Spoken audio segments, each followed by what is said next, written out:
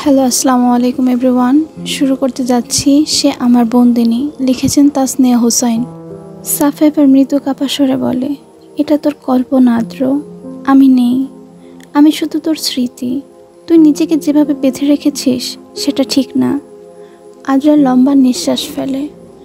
আমি এতেই সন্তুষ্ট, এই কল্পনায় আমাকে বাঁচিয়ে রাখে। তুই থাকিস আমার পাশে, এই ভাবনাতেই শান্তি পাই। এভাবেই চলে যাবে জীবন। সাফা এবার একটু সামনে এগিয়ে আসে, তার কণ্ঠে এবার সাইমা বেগমের কথার প্রতিধ্বনি। কিন্তু আমি চাই তুই তোর জীবনটা গুছিয়ে নে। রাহি অনেক ভালো মেয়ে, ও তোকে ভালোবাসে, তোকে ভালো রাখবে। ওর হাতটা ধর, ওকে বিয়ে করে নে। আদ্রিয়ান কিছু বলে না, চোখ বন্ধ করে থাকে। তার চারপাশে কুয়াশা ঘনিয়ে আসে আবার। সাফা আস্তে আস্তে মিলিয়ে যেতে থাকে। আদ্রিয়ান বিছানায় নিঃশব্দে শুয়ে থাকে। সাফা নেই, তবু যেন ওর স্নেহ, অভিমান, আদর সব মিশে থাকে এই ঘরের বাতাসে। কিছুক্ষণের জন্য হলেও সে ভুলে থাকতে পারে সব কিছু। মারিয়া এলেনা রুমে আসে। ঈশায় তখন কিটিকে ছোট্ট একটা গোলাপি ফ্রক পরিয়ে দিচ্ছে।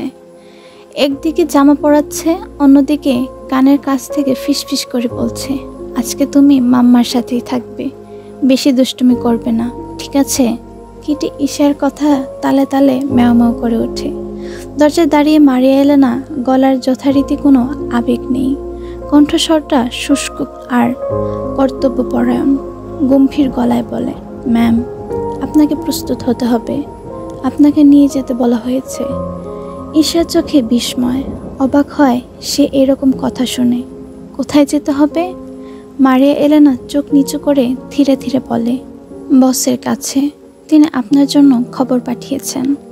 ঈশা এই বাড়িতে এসেছে 10 মাসের বেশি সময় পেরিয়ে গেছে। এই সময়ের মধ্যে ঈশা কখনো এই 4 দেওয়ালের বাইরে পা রাখেনি, একদিনও না। তাহলে আজ কেন?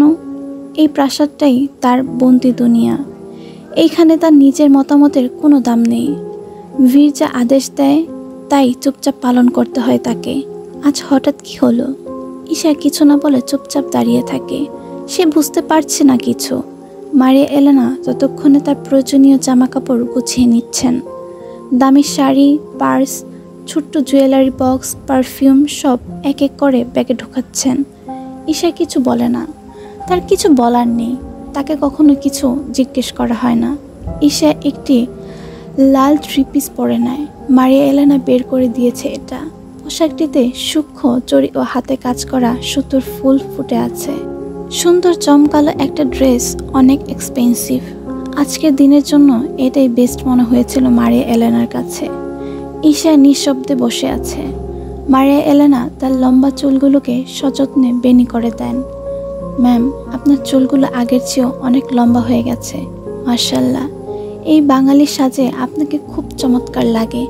ঈশা আয়নার দিকে তাকায় না, সে শুধু কিটির দিকে একবার তাকায়, নিচু হয়ে তাকে শক্ত করে জড়িয়ে ধরে।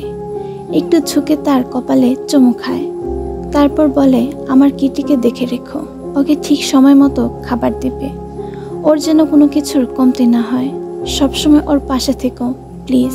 মারিয়া এলেনা মাথা নিচু করে সাড়া দেন। দরজার সামনে দাঁড়িয়ে আছে 5 জন মহিলা বডিগার্ড।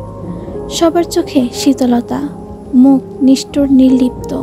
তারা সবাই প্রশিক্ষিত বীরের বিশেষ নির্বাচিত নিরাপত্তা বাহিনী। তারা কোনো কথা না বলেই ঈশাকে ঘিরে দাঁড়ায়। ঈশা বাইরে পা রাখে। 10 মাস পর সে প্রথমবার এই প্রাসাদের বাইরে পা রেখেছে। বাতাসে অন্যরকম একটা গন্ধ। ঈশা বুক ধুকপুক করে ওঠে। একটা অদ্ভুত শূন্যতা জমাট বাঁধে বুকের ভেতর। সামনে দাঁড়িয়ে আছে একটি বিশাল বহুল হেলিকপ্টার। পাইলট প্রস্তুত। ভেতরটা পুরোপুরি সাউন্ড প্রুফ আর নিরাপত্তা আবদ্ধ। তাদের গন্তব্য গুয়াতালেমার সিয়েরা এল হারাদো পাহাড় ঘেরা এলাকায়। হেলিকপ্টারে বসে ঈশা চুপচাপ জানালার দিকে তাকিয়ে থাকে। আকাশের নিচে বিস্তৃত পৃথিবী ছুটে যাচ্ছে। গাড়ি, লোকজন, শহর সবকিছু যেন তার থেকে আলাদা কোনো দুনিয়া। এতদিন পরে বাইরে আকাশটা দেখতে কেমন অচেনা লাগছে। মনে মনে ভাবে সে, এক সময় তো এগুলোই ছিল তার প্রতিদিনের সঙ্গী। আকাশের দিকে তাকিয়ে ভাবে, এই আকাশটাই তো আমার মুক্তির পথ। এই বাতাসই তো এক সময় আমার ছিল। তাহলে এমন কেন হলো? চোখ ঝাপসা হয়ে আসে ঈশার, কিন্তু ভেতর ভেতর একটা অজানা ভয় তাড়া করছে তাকে। বীর কেন ডেকে পাঠিয়েছে? তাকে কি করবে আবার? কোনো শাস্তি নাকি অন্য কিছু? ঈশা কিটির মুখটা বারবার ভেসে ওঠে চোখের সামনে। এই বিন্দু জীবনে তার একমাত্র প্রিয় জিনিস। ও আমাকে খুঁজবে। আরো শক্ত করে ব্যাগটা ধরে রাখে ঈশা। ভয় করে ভালোবাসা একসাথে খেলা করে তার চোখে মুখে। কালকের যুদ্ধ শেষ হয়েছে, আর যুদ্ধ মানেই মৃত্যু। বীর জিতেছে। সে গুয়াতেমালার মাটি দখল করে নিয়েছে। রক্ত আর আগুনের পুড়িয়ে দিয়েছে মিগুয়েলের গড়ে তোলা আস্তানা। কিন্তু মিগুয়েল বাঁচার জন্য পালিয়েছে, বীরের চোখে চোখ রেখে পালিয়েছে।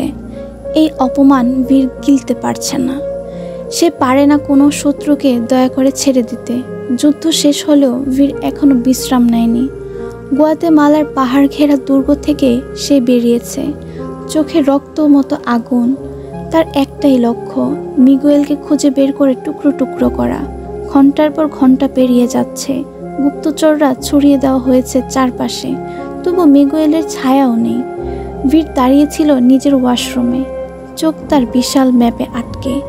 পাহাড়, জঙ্গল, নদী, গ্রামের রাস্তা।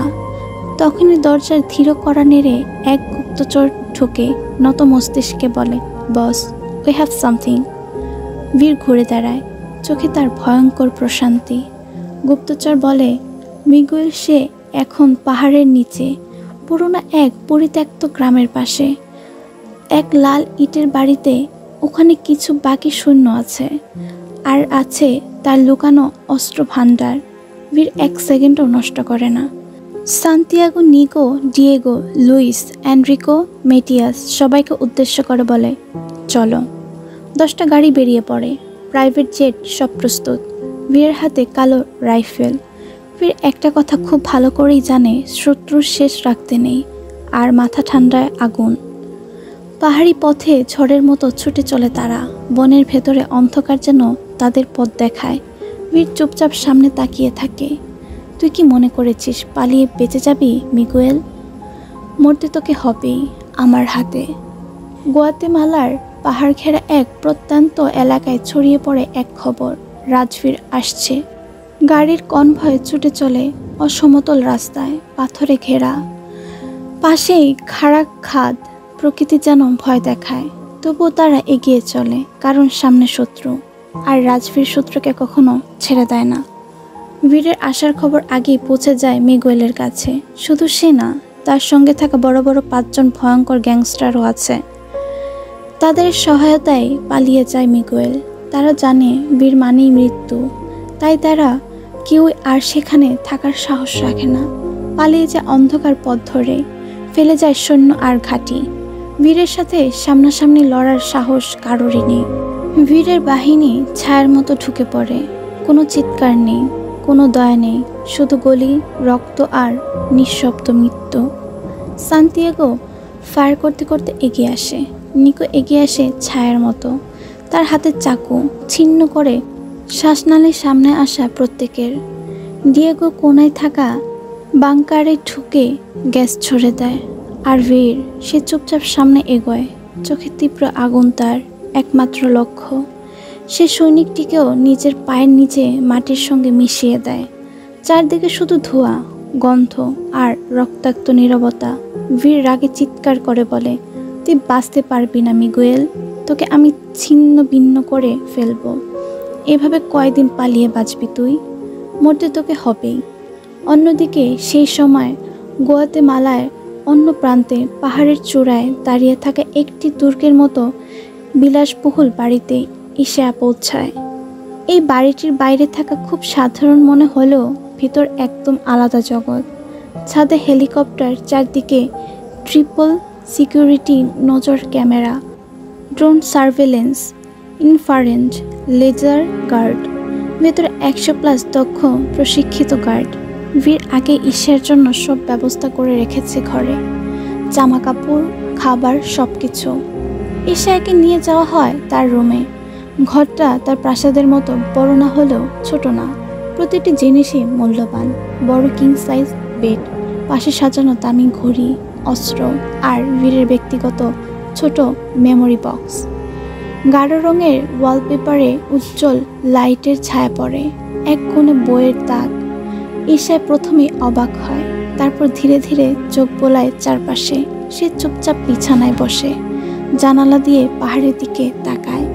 বীর নিজের হাতে পরিদর্শন করে পুরো এলাকা, ধ্বংসপ্রাপ্ত অস্ত্র ভাণ্ডার, ডেটা রিকভারি, রিক্রুটিং সিস্টেম সব সে নিজে চেক করে। এর মাঝে ডিয়েগো এসে খবর দেয়, বস, শি হ্যাজ অ্যারাইভড। বীর থেমে যায়, চোখ বন্ধ করে একবার শ্বাস নেয়, কিন্তু চোখে বয়ে যায় অদ্ভুত এক উন্মত্ততা। Prepare the jet, I am going tonight. রাত তখন অনেক গভীর, আকাশ কালো মেঘে ঢাকা। রাত অনেক হয়ে গেছে, আর দীর্ঘক্ষণ জার্নির কারণে ঈশা ক্লান্ত ছিল অনেক। তার শরীর পুরোপুরি বিশ্রামে নিমগ্ন। শোয়ার সঙ্গে সঙ্গে সে গভীর ঘুমে ডুবে যায়। অন্যদিকে বীরের প্রাইভেট জেট এসে থামে বাড়ির ল্যান্ডিং প্যাডে। একে একে তার বিশ্বস্ত সদস্যরা নেমে আসে। প্রত্যেকের পদক্ষেপে বীরের প্রতিটি গম্ভীর শ্রদ্ধা। বীর যখন বাড়ির গেটে প্রবেশ করে, তখন সেখানকার সেবক ও গার্ডরা স্বাভাবিক নিয়ম অনুসারে সম্মানের ভঙ্গিতে মাথা নুইয়ে সালাম করে। তাদের প্রত্যেকের মুখে মিশে থাকে বীরের প্রতি শ্রদ্ধা এবং গভীর আনুগত্য। তাদের দিকে একবার তাকাতেই বুঝতে পারা যায় সে কতটা সম্মানিত এবং কত বড় প্রভাবশালী ব্যক্তি। বীর দ্রুত পায়ে হেঁটে তার ব্যক্তিগত কক্ষে প্রবেশ করে। তার হৃদয় যখন ছটফট করছে, তার জীবনে একমাত্র আলোর ঝিলিক, যাকে দেখার জন্য সে ব্যাকুল হয়ে আছে। বীর দরজা খুলে চারপাশে নজর ঘোরায় তার শান্তির প্রতীককে দেখার জন্য, কিন্তু চোখে পড়ে ঈশা এক গভীর ঘুমে নিমগ্ন, যা দেখে মুহূর্তেই বীরের রাগ উঠে যায়। তার মনে জ্বলে ওঠে তীব্র তিক্ততা, কারণ এই মেয়ের জন্যই তার খাওয়া দাওয়া, ঘুম থেকে শুরু করে কাজেও মন বসাতে পারছে না। অথচ সেই মেয়ে ঘুমিয়ে পড়েছে তার জন্য অপেক্ষা না করে। তার জন্য এই সামান্য সময়টুকু সে অপেক্ষা করতে পারল না। না, এটাই ছিল বীরের রাগের কারণ। বীর রাগে রুমে ঢুকে ঠাস করে দরজা বন্ধ করে দেয়। দরজায় গায়ে ধাক্কা খেয়ে দেয়াল জুড়ে প্রতিধ্বনি হয়। তার ভেতরে অশান্তি চারদিকে ছড়িয়ে পড়ে।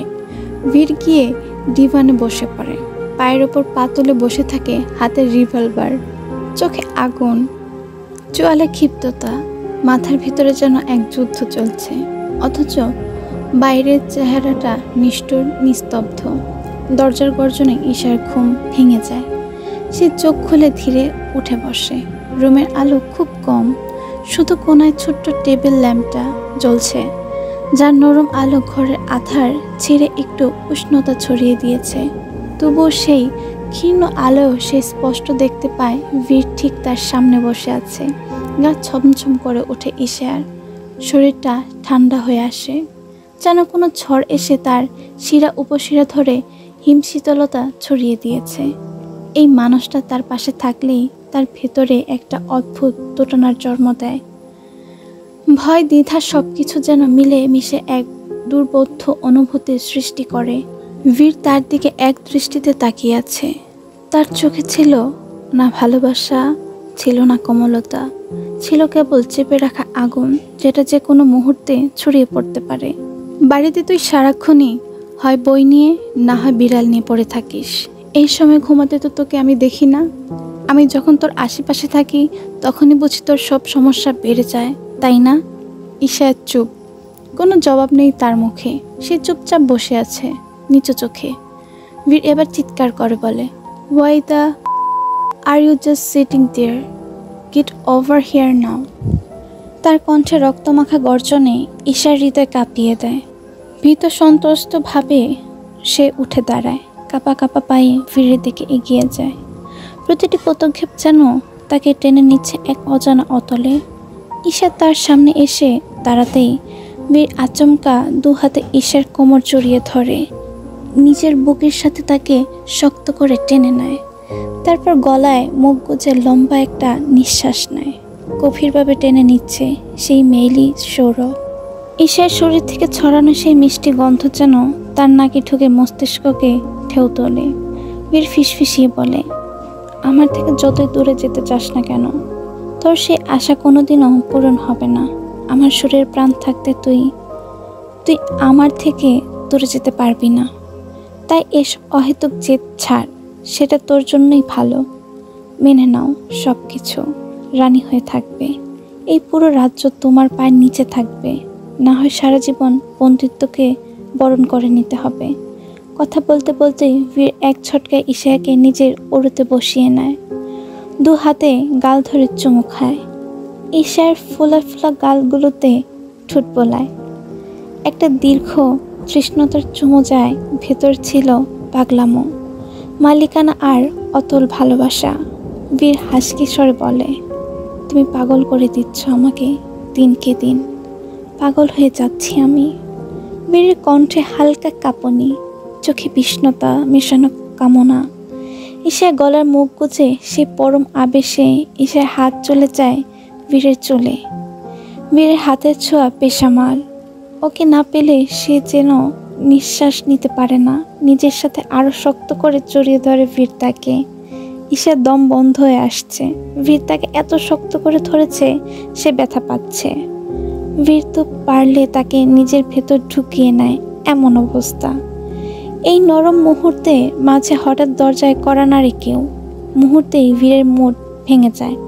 বস, আপনাদের খাবার রেডি। বাইরে থেকে গার্ডের সম্মানিত কণ্ঠ ভেসে আসে।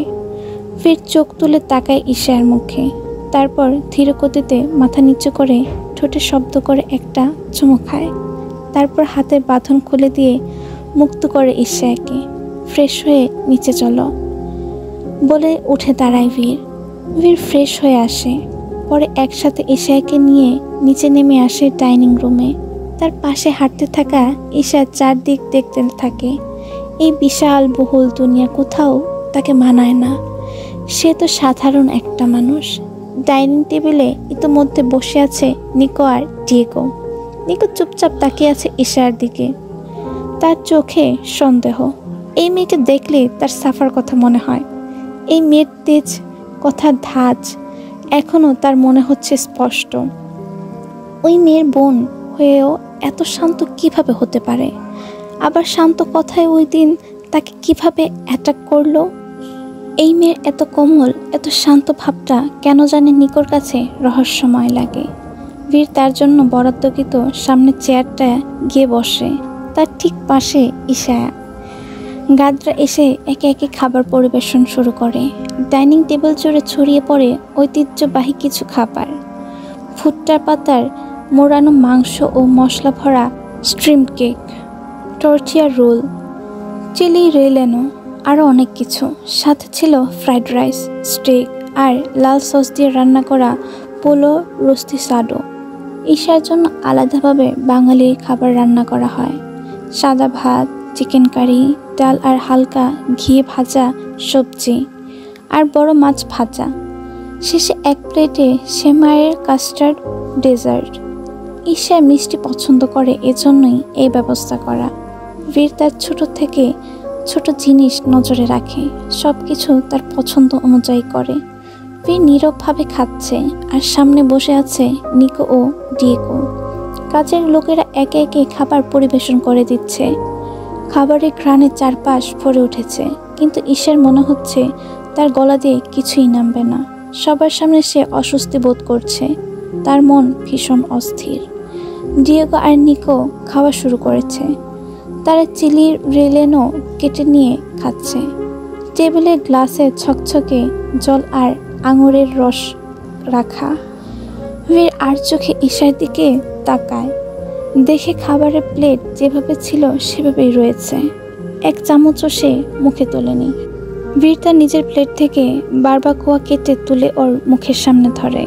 তার ঠোঁটের কোণে হালকা একটা দৃঢ়তা, কিন্তু ঈশা কোনো নড়চড় দেখা গেল না।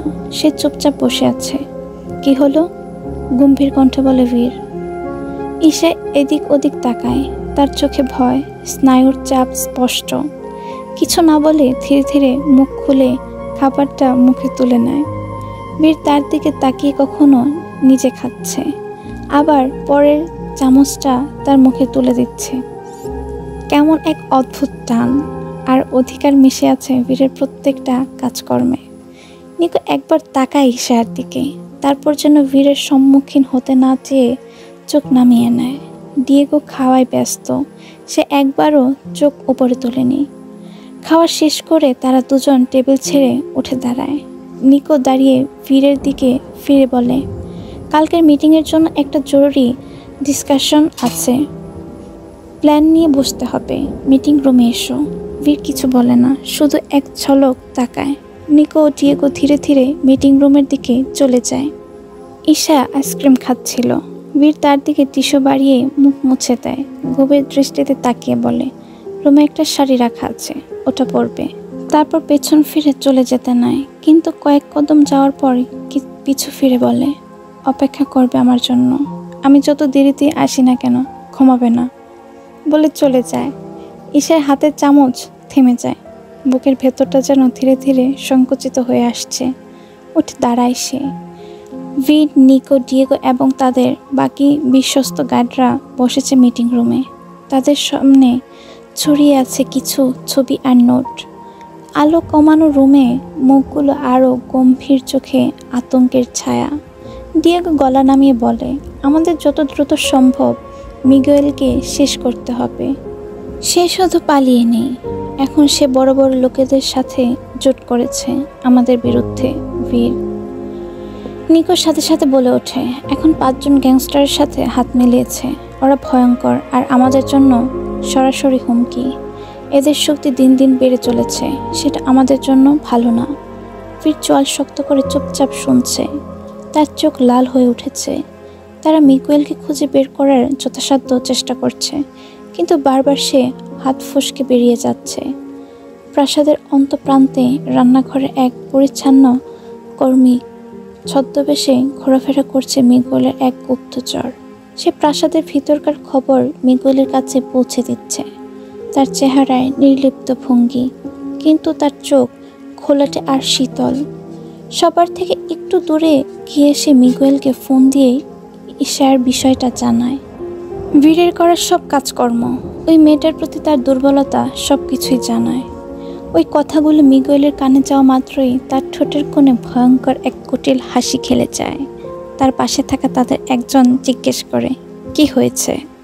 মিগুয়েল ঠান্ডা গলায় চোখে মুখে বিজয় অভিব্যক্তি নিয়ে বলে, it's time to change the game.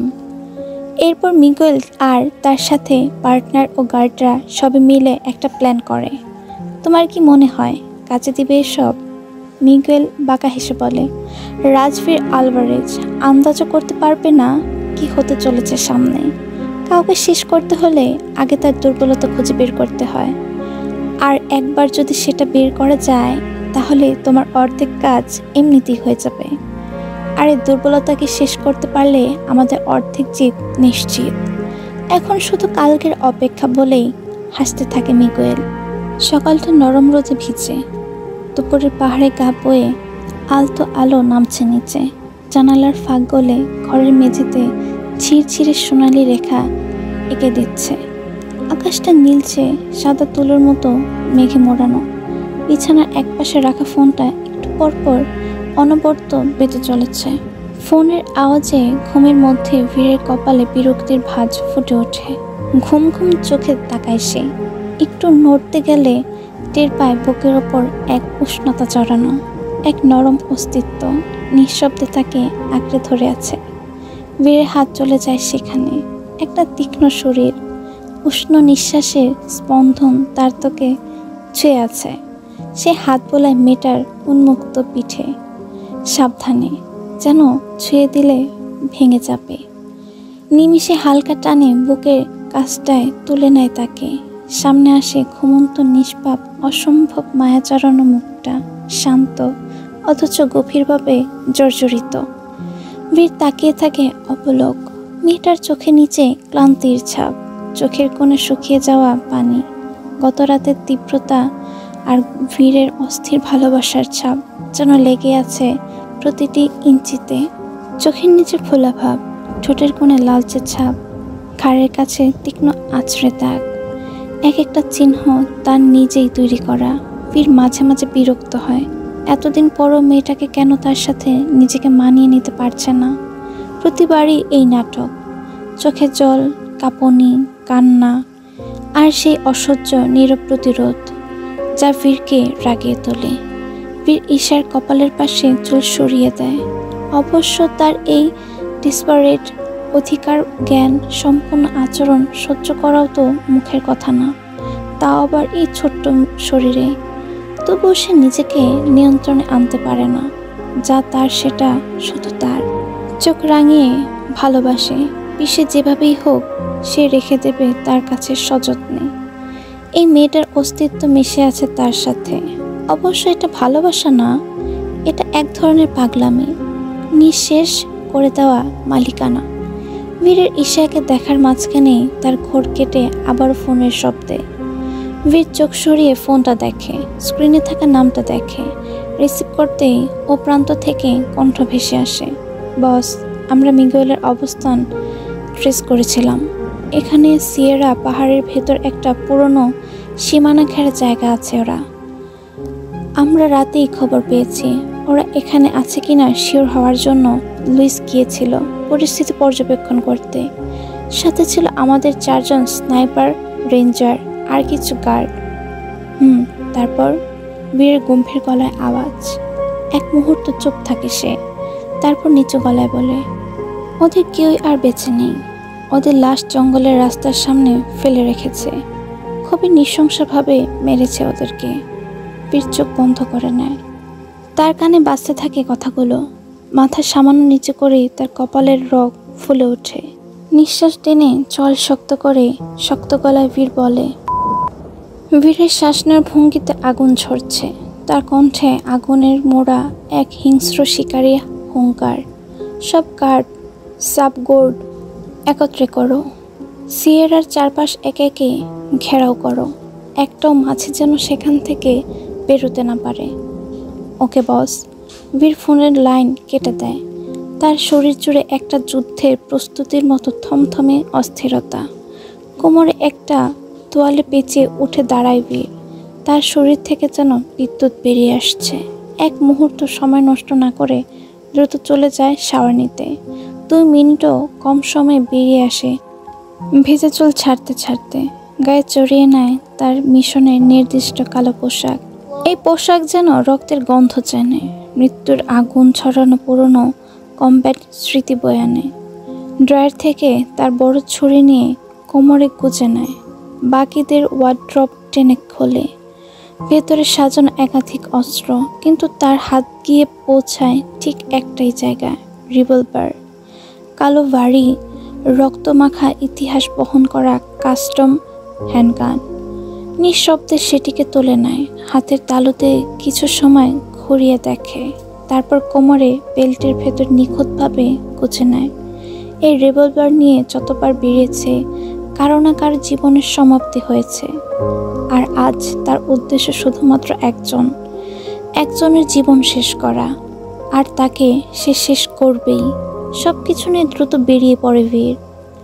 ঘর জুড়ে ছড়িয়ে আছে কাগজপত্র, ওষুধ, ছিন্ন বস্ত্র। সব উপেক্ষা করে সে গেট খুলে বেরিয়ে পড়ে। তাকে এখন কিছুই থামাতে পারবে না, না অনুভূতি, না ভয়, না ভালোবাসা। একজনের রক্তের বদলে সে 1000 জনের রক্ত ছড়াবে। বেরোবার আগে একবারও তাকায়নি সে ঈশার দিকে। তার মাথায় তখন ঘুম চড়েছিল।